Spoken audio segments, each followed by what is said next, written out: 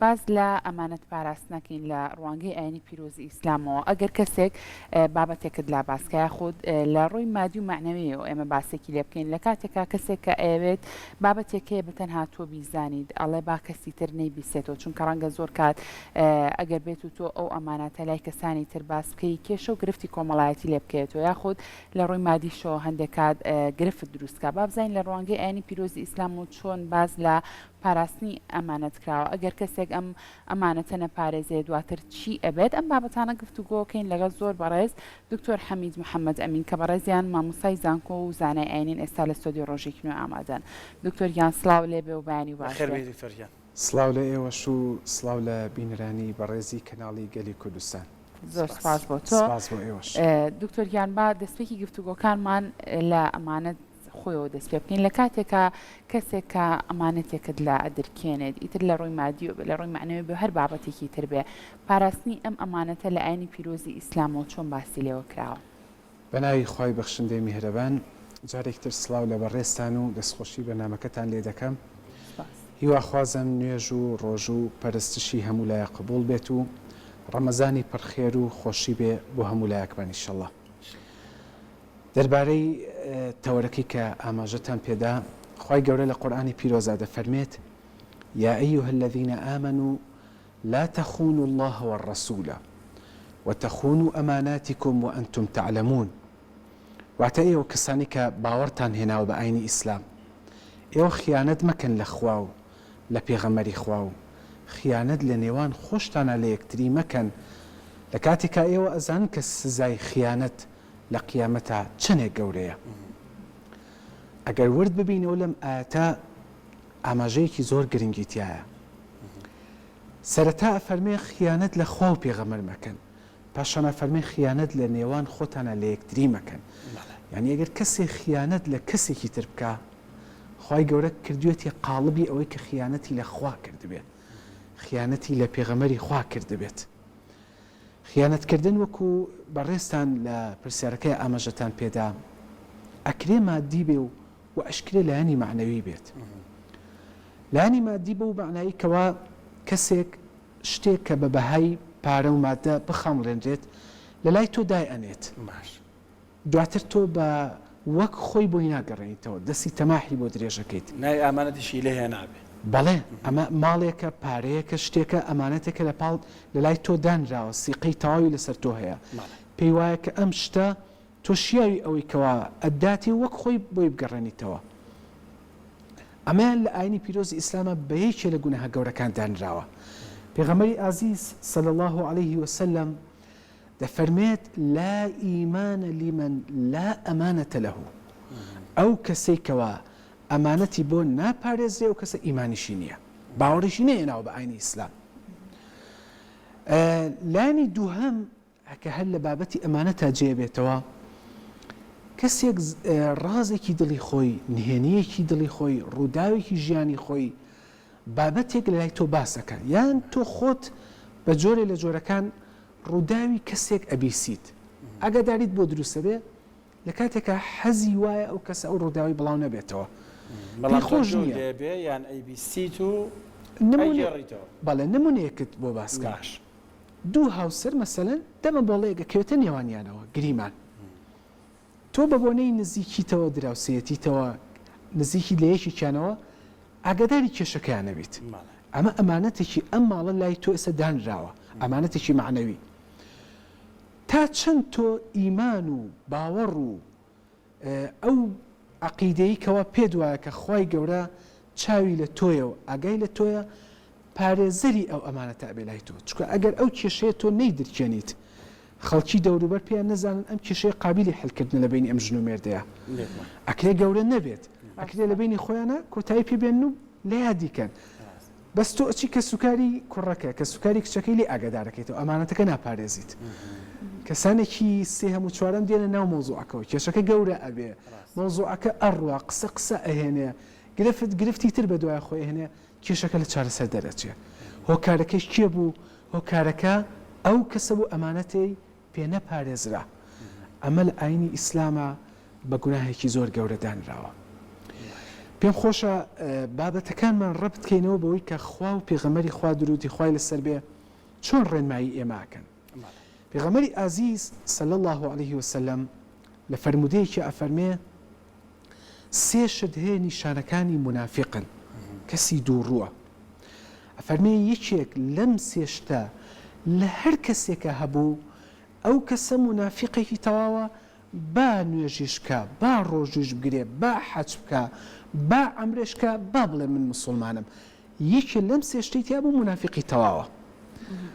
فەرمووی یەکەمیان کەسێک کە قسەیەک ئەگێڕێتەوە درۆ بکە لە کاتی قسەکردنەکەیە. فەرمووی دووهەمینیان کەسێک کە ئەمانەتێکی لا دائەنێیت خیانەت لە ئەمانەتەکە ئەکات. کەسی سێهەمیان کەسێک کە وعدێک ئەدات دواتر ناچێتەوە سەر ئەو وعدە لەو کاتەیە. باش فەرمووی یەکێ لەم سێ شتە لە هەر کەسێکە هەبوو درۆکردن لە کاتی قسەیە وعدێ دانێت و دواتر خلاف الوعد دەرچێت لە قسەکانی لە سەر وعدەکەی. سێهەم ئەمانەتێکی لەلا هەبێ و نەیپارێزێ ئەمانەتەکەی.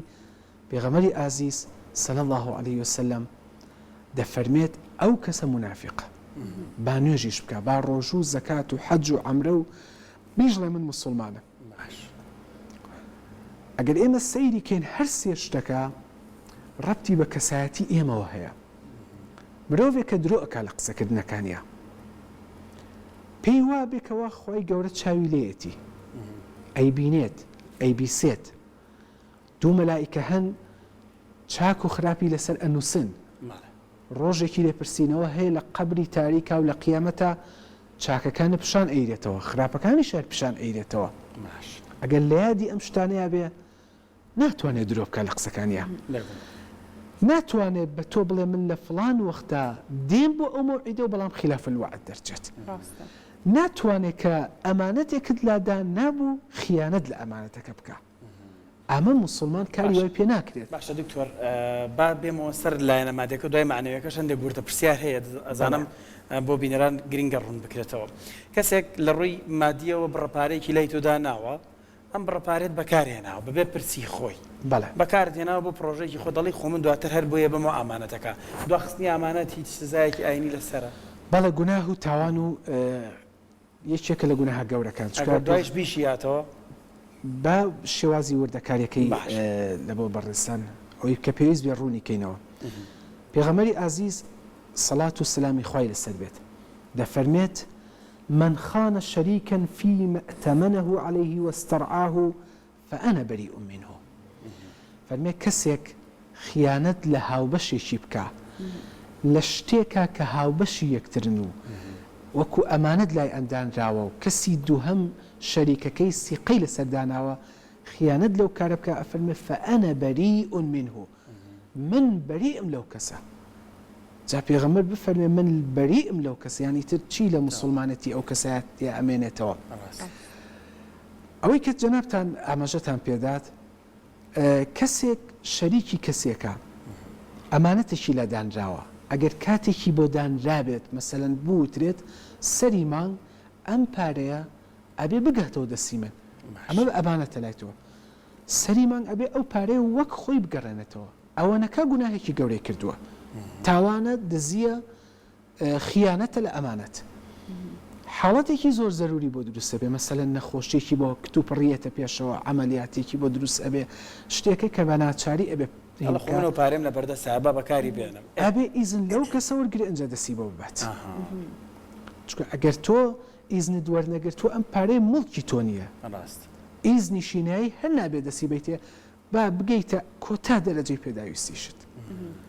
ئەمە لە کەسایەتی موسڵمان ناوەشێتەوە بە هیچ شێوازێک. بۆ قەرزی شەمان شتە مامۆستا بۆ قەرزی شەمان شتە قەرز بەڵێ قەرزیش بە هەمان شێوازە. یعنی بۆ منە کەسیانێکی زۆر لە نێو بۆ منە سیتەکاندان ئەمانەتە تۆ بە مانگانە پڕەپارێکت بۆ دانراوەتەوە ئەبێ لە کاتی خۆیان بیبێ ئەمەش ناچێتە ئەو چوارچێوەیان چاوەزێکی هەیە. با ئێوە شێوازی قەرزەکان بڵێن زیاتر فراوانی باش فەرموو. قەرز مەسەلەن کرێکارێک ئیشێکەکە لە لای خاوەنکارێک ئێوارەکەی ئەبێ ئەو پارەی بیاتێ یا سەری مانگ یا کۆتایی هەفتە بە پێی ئەو ڕێکەوتنی خۆیان نەیداتێ ئەوە قەرزەکەی نەداوەتێ ئەمە وەکو شێوازێکی قەرزە چکە ئەو کە کاری بۆکە پێویستی بە پاداشتی کارەکەیەتی بە نمونە کەسێک پارەیەکی لای کەسێک بە قەرز وەرگرتووە ماوەیەکشی بۆ دیاری کردووە ئەڵێ من دوای 3 مانگی تر بۆت ئەگەڕێنمەوە یا موچەکەم وەرگر یەکسەر بۆت ئەگەڕێنمەوە ئەمانە هەمووی ئەچێتە ناو پاراستنی ئەو ئەمانەتەوە کە لەسەری ڕێککەوتوون کەسێ بتوانێت ئەو ئەمانەتە پارێزێ معنەوەیە خۆی لەو گوناهە بە دوور گرتووە ڕووداوێک حەزەکەم لە سەدەمی پێغەمبەری عەزیزە صلی الله علیه وسلم ڕوویداوە باسی بکەم ابن عمر عفو علی کوڕی ئەبوو طالب خۆی لێ ڕازی بێ فەرمێ جارێکیان لە مەجلیسێکە لەگەڵ پێغەمبەری عەزیزە سەڵات و سلامی خۆی لەسەر بێ دانیشتبووین کابرایەک هەوو لای پێغەمبەری خوا سڵاوی کردو گوتی ئەی پێغەمبەری خوا چ شتێک لە ئاینی ئیسلامە زۆر زۆر گرنگە یعنی کارێکی زۆر زۆر چاکە ئەگەر بیکەیت بۆ چ شتێکی زۆر زۆر خراپە ئەگەر خوا نەکا کەسێ ئەنجامی بێت پێغەمبەری خوا فەرمووی شتێکە زۆر زۆر هەر باش بێ بیکەیت ئەوەی کەوە شایەتمان بێنیت بڵێ ئەشهەدو ئەن لا ئیلاهە ئیلا الله وأشهد أن محمدا رسول الله چونکە ئەمە کلیلی ئەوەیە کە ئینسان لە داخلی ناو ئاینی پیرۆزی ئیسلامە بێ و نازنامەی مسلمان لە کەساتی ئەو مرۆڤە ئەنووسێ ئەوە باشترین شتە فەرمی بیکەی فەرمووی خراپترینەکەیشیان کە پرسیارت لێ کرد ئەوەیە کەوا ئەمانەتێک لە لای تۆ هەبێت و خیانەت لەو ئەمانەتە بکەیت فەرمی ئەوە خراپترینەکەیەتی خواکە نامان بە ئەگەر دەسی بۆ ببێت من پێم خۆشە ڕەبتی کەین و بە بانگی ڕەمەزان و بابەتەکە ئەگەر ئێوە ڕێگەم پێ بدەن ڕەمەزان چی لە ئێمە فێر ئەکات و ئەبێت چ گۆڕانکاریەک لە کەسایەتی من و تۆیە دروست بکات ئایا ئێمە بەس تەنها سکمان بە ڕۆژوە لە خواردن و لە ئاو خواردنەوە یا ئەبێ ناخیشت بە ڕۆژوو بێ یا ئەبێ دەستیشت بە ڕۆژوو بێ زبانت بە ڕۆژوو بێت دڵت بە ڕۆژوو بێت هەموو کەسایەتی تۆ بە ڕۆژوو بێت ئەگەر تەنها سکمان بە ڕۆژوو بێ لەوەی کە خواردنی تێ نەکەین و خواردنەوەی تێ نەکەین پێم وانیە ئەو ڕۆژوە زۆر فەلسەفەیەکی گەورە بگەێنێ بە ئێمە بەڵام ئەگەر دڵت بە ڕۆژوو بێت گومانی خراپ نەبم بە تۆ من یعنی نیازی خراپ لە دڵما دروست نەکەم لە ئاز بەڕێستا ئەگەر زوبانم بە ڕۆژوو بێ قسەی خراپ نەڵم لە بەرامبەر تۆیە تۆمەتی خراپ نەدەمە پاڵتۆ نهێنیەکی بەڕێستم وەرگرت نەچم بی دەرکێنم ئەگەر من دەستم بە ڕۆژوو بێت ئەمانەتێکی تۆم لەلا هەیە کەس نازانێ خوا خۆی نەبێت دەستی خیانەت بە ئەمانەتە درێژ نەکەم ئەو کاتە بەڕاستی ڕۆژوەکەمان چۆتە شوێنی خۆیەوە یعنی کۆ ڕیتمی خۆی وەرگرتووە و فەلسەفەی ڕۆژوو لە ئێمە دروست بووە و توانیمانە بە معنای کەلیمە ئێمە بە ڕۆژوو بین دڵمان بە ڕۆژوو بووە ڕۆحمان بە ڕۆژوو بووە ناخمان بە ڕۆژوو بووە جا ئێوە تێ بفکرن مرۆڤێک 30 ڕۆژ دڵی بە ڕۆژووە لە باس و خواسی خراپ لە ئاس هەموو کەسانی دەوروبەریا دەستی بە ڕۆژووە دەستی خیانەت و دزی و تاوان نابا بۆ هیچ شتێک مرۆڤێک یەک مانگی تەواو زبانی بە ڕۆژووە درۆیەکی لە دەم دەرناچێت ئەڵێ ڕۆژەکەم بەتاڵە بێتەوە جنێوێک نادا وشەیەک ناڵێ دڵی تۆ ئازار بێت ئەگەر وشەیەکی شیرینی بۆ وترا تۆ دڵخۆش بووی باشە لایەنی کەم ئەگەر وشەی شیرینیشی بۆ نەوترا وشە خراپە و زبرەکە لە دەمی ناڵێ زمانی بە ڕۆژووە چووکە یەک مانگ دەورەیەک ببینێ لەسەر ئەم شێوازە جوانە بۆ دوای ڕەمەزان ئەبێت چه مرۆڤێکی لێ دەرچێت ئەبێ مرۆڤێکی تەندروست ئەو کاتە لە ناو کۆمەڵگایە بێنێتە کایەوە ڕەمەزان ئەوانە جوانە فێری ئێمە ئەکات ڕۆژوو ئەو کاریگەریە بەهێزە ئەبێ لە ناخی تاکی مسلمانانە بەجێ بهێڵێت ئەمە پەیامی ڕەمەزانە لە ڕاستیە ئەجیناوەکو حەدیسەکە ئەفەرمێ کەسێ دەست لە قسەی خراپ و لە وشەی ناشرین هەڵناگرێ خوا چ پێویستی بەوە هەیە تۆ دەست لە خواردن و خواردنەوە هەڵگیری بۆی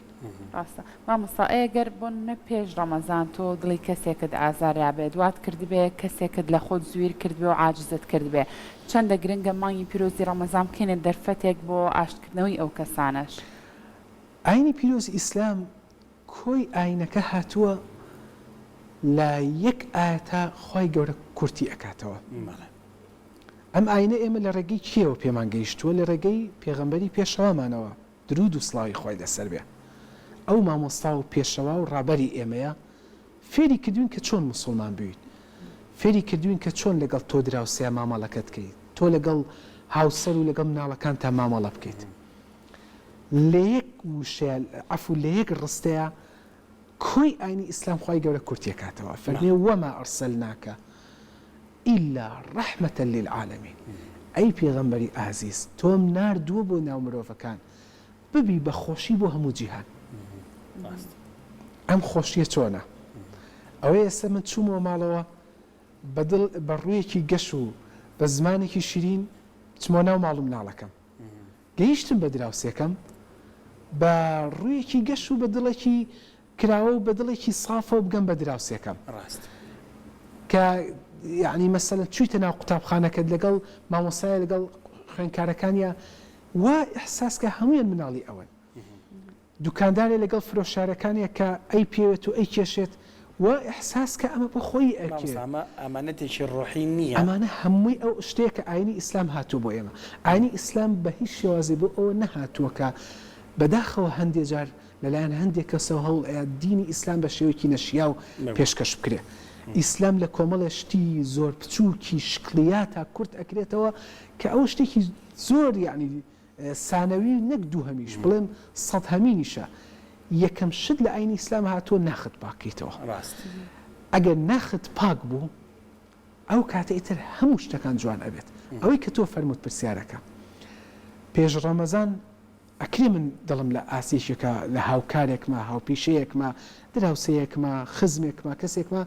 لەگەڵ تۆزە دڵیێشان دروست بوو بێت بەس ئەگەر ڕەمەزان هیچی لە منە نەگۆڕی ئەی ڕەمەزانی تر بۆ چی هات ئەی ڕۆژوەکانمان چ فائیدێکی پێگەیاندن ئەی سبەینێک کە جەژن لە بەردەمما هەیە جەژنی گردن ئازایی و جەژنی خۆشەویستی و ئاینی تەبایی ئێمە چیمان لەم ئاینیەوە فێر بووین کەوای لێ هاو ئیسلامەتی نازنامەیە کە بەو معنایە دێت هەموو خۆشی و هەموو جوانیەکان بۆ هەموو مرۆڤەکان کۆئەکاتەوە باش دکتۆر ئەم چەند خولەکی ماوە دەمەی باسێکی معنەوێکی ئەمانەتیش بکەین بۆ نمونە کەسێک پیشەیەکی هەیە یعنی پیشەکەش بۆ خۆی ئامانەت نییە تۆ گەر بە باشی ئەداینەکەی ئامانەتەکەت پاراستووە بێگومان کە کەسێک پیشەیەکی هەیە کارێکی لە ئەستۆیایە فەرمانبەرێکە لە ناو دەوڵەتە کاروباری هاوڵاتیان دێتە بەردەمی یعنی بازرگانێکە ئیش و کاری قوتی ئەو خەڵکە لە بەردەستیایەتی خیانەتکردن لە هەموو ئەمانەش بەڕاستی کارێکی زۆر مەترسیدارە حتا تەماشاکە فەرمودەیەکی پێغەمبەر هەیە صلی الله علیه وسلم ئەگەر ورد ببینەوە زۆر شتێکی جوانی تیا هەیە ئێمە لەگەڵ چییە مامەڵە ئەکەین ڕۆژانە لەگەڵ مرۆڤە مرۆڤ شیاوی چییە شیاوی ئەوەیە کەوێتە هەڵەوە یعنی من لەگەڵ کەسانێکە مامەڵە ئەەکەم ڕۆژانە ئەکری هەڵم لە ئاستا بکرێ بەس من چی بکەم لە ئاستی ئەوانە سەری ئەم فەرمودەی پێغەمبەر بکەن ئەفەرمێت ئەدی الئەمانەتە ئیلا من ئەتەمەنەکە وەلا تەخون من خانەکە ئەگەر کەسی ئەمانەتیشی لای دانات لای تۆ دانا بۆی بگەڕێنەوە ئەگەر کەسی خیانەتیشی لێ کردی تۆ خیانەتی لێ مەکەرەوە یعنی کەسێ خیانەتی لە ئازمنا کردووە پێغەمبەر فێرم ئەکە ئەفەرمێت تۆ خیانەت لەو کەسە مەکەرەوە چاکە بە چاکە درێتەوە خراپە بە خراپە ناکرێت خراپە بە چاکە ئەبێ بدرێتەوە چکەگەر ئەو خیانەت لە منەکات جامنیش خیانەت لەو بکەم ئیتر چی ئەم وڵاتە ئەو کاتەم وڵاتە هەمووی تێک ئەچێت بەڵێ هەمومان بەرپرسیارین هەمومان پیشەیەکمان هەیە من لە زانکۆ مامۆسایەکم وانەیە کەڵێمەوە خیانەت ئەکرد لەو کارم بکەم بۆی کە وانەکە نەگەێنم کاتەکەی بفەوتێنم دوا بکەوم لە ئیشی خۆمە کاتی دەرزەکەم بە قسێکی نەشیا و دوور لە بابەتەکەەوە بە سەر ببەم یعنی هەر کەسە لە شوێنی خۆیان ئەمانەتێکی لە ئەستۆیایە خیانەت لەو ئەمانەتە بکە ئەبێ بیری ڕۆژی قیامەت بیری قەبری تاریک بیری لێپرسینەوەی بەردەم خوای گەورەی هەبێت هەر کەسێ لێ بیری ئەوە بێ دەستی ناچێتە خیانەتکردن نە لە لایانی معنەوی نە لە لایانی مادیەوە معنەویەکە لە ڕاستیە زۆر بەلامەوە گرنگتریشەوە لە مادیەکە چکەوەکو لە بیداەتی بەرنامەکە ئاماژەیەکم پێدا کەسێک میهنێکی لای بەڕێزت داناوە ئەڵێ ئەم بابەتە بەس بابینی خۆمان بێ یعنی باسی مەکە لە لای خەڵ تۆ ئەم قسەیە ئەدرچێنیت لە یادی ئەوەیە کە دواتر ئەم کەسا گیرۆدەی دەسی ئەم قسەیە ئەبێ لە بینی تۆ ئەوە بێت ئەو ئازادە لێ تووشی ئەحراجی نابێت تووشی کێشە و ئاژاوە و فیتنە نابێت بەڵام کە تۆ ئەچی ئیدرکێنیت دوای ئەو ئیتر گیرۆدە ئەبێ لە دەست ئەو قسەوە چەند دوو هاوسەر هەن لە یەکتری جیابنەوە چەند دوو دراوسێ هەن دائەبڕێن لە یەکتری چەند خزم هەن لەسەر یەک قسەی خراپ کە نەپارێزراوە ئەمانەتێکە نەپارێزراوە قسەیەکی خراپ ئەو لە فڵان مەجلیسە ئاوای لەسەر تۆوت فڵان کەس ئاوایشی لەسەر تۆ باس ئەکرد